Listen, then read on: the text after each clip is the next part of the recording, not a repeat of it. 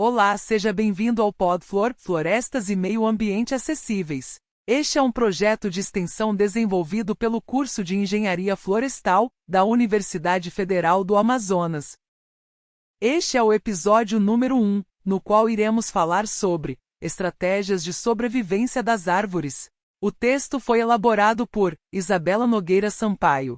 Imagine que você é um organismo séssil, ou seja, você vai passar a sua vida inteira parado no mesmo lugar que nasceu. Além disso, imagine que você não teria os movimentos dos braços ou outras partes do corpo e não poderia contar com a ajuda de nenhum instrumento para sobreviver. Qual seria a sua estratégia para enfrentar as influências externas ao seu redor? Assim são as árvores.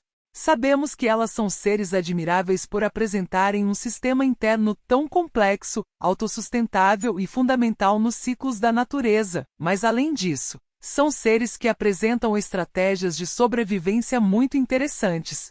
Ataque de insetos e outros animais, exploração humana, mudança repentina de temperatura, inundações e chuvas intensas são alguns dos fatores externos que uma árvore precisa enfrentar para poder sobreviver. A começar com a sua forma de reprodução. As árvores possuem uma capacidade de se reproduzir pela disseminação do pólen. Algumas plantas usam a disseminação pelo vento, sendo esta forma de polinização chamada de anemocórica. Outras espécies, como a mangueira e pau-brasil, precisam de insetos para distribuir o pólen. São trilhões de pólens produzidos pelas espécies e estes carregam em seu DNA as características da árvore que o produziu. Desta maneira, os indivíduos podem se replicar e garantir a evolução da espécie. A dinâmica evolutiva é outro fator a ser considerado. As árvores competem entre si diariamente por luz e existem estratégias diversas adotadas por elas. Uma delas é chegar à maior altura possível e sombrear as outras espécies, inibindo o crescimento das outras e diminuindo assim a competição. Outra é investir menos no crescimento em altura e mais em largura dos troncos e raízes, assim elas podem absorver mais nutrientes do solo. É devido a essa competição que uma floresta é composta por árvores de tamanho variado, resultando em um ambiente diversificado. Além de competirem entre si, as árvores precisam competir com outros fatores presentes na floresta. Os fatores que causam a morte das árvores podem ser de origem biótica ou abiótica. Fatores abióticos incluem poluição do ar, alta temperatura, inundações e vários outros. Fatores bióticos incluem patógenos que podem ser micro-organismos, insetos ou animais que causam doenças. A árvore pode ser atacada em vários locais, inclusive pelo tronco, uma vez que ele possui muitas reservas que servem de alimento para insetos e fungos.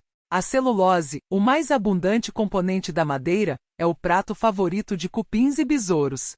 Para enfrentar isso, algumas árvores produzem resinas que impedem ou retardam esse ataque. Elas podem ser travosas, amargas ou apresentar qualquer outra característica que faça a madeira não ser tão agradável para esses insetos. Outras espécies acumulam sílica em suas células, em grãos microscópicos. A sílica tem a dureza comparável à do diamante, e os insetos não conseguem degradar a madeira por conta de sua presença abundante. Em relação aos fatores abióticos, as árvores apresentam estratégias evolutivas para sobreviver. Em época de seca ou de alta temperatura, as árvores perdem as suas folhas. Isso acontece porque é pelas folhas que as árvores transpiram, ou seja, perdem água. Já nos períodos frios, algumas passam por uma espécie de hibernação para que possam acumular energia suficiente para rebrotarem na primavera. Além disso, o inverno fornece horas de frio que são essenciais para o desenvolvimento de frutos como a uva, o kiwi e a maçã, por exemplo. A exposição das plantas ao frio faz com que os frutos produzam mais sacarose, o que deixa a fruta mais doce. Algumas espécies também apresentam pelos nas folhas, chamadas de tricomas, que ajudam a manter o gelo longe da folha em si. Em áreas inundáveis, a deficiência de oxigênio, provocada pelo alagamento, afeta desfavoravelmente vários aspectos da fisiologia vegetal, como mudanças na assimilação de carbono, absorção de macronutrientes e supressão do metabolismo respiratório das raízes.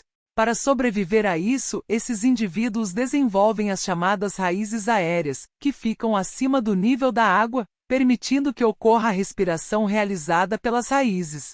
São essas algumas das estratégias que fazem com que as árvores estejam presentes até hoje no mundo. As primeiras árvores não apresentavam todos esses recursos para a sobrevivência, mas foi através da adaptação dessas espécies às mudanças que ocorriam ao seu redor que elas puderam evoluir e garantir a sua permanência bem-sucedida no nosso planeta.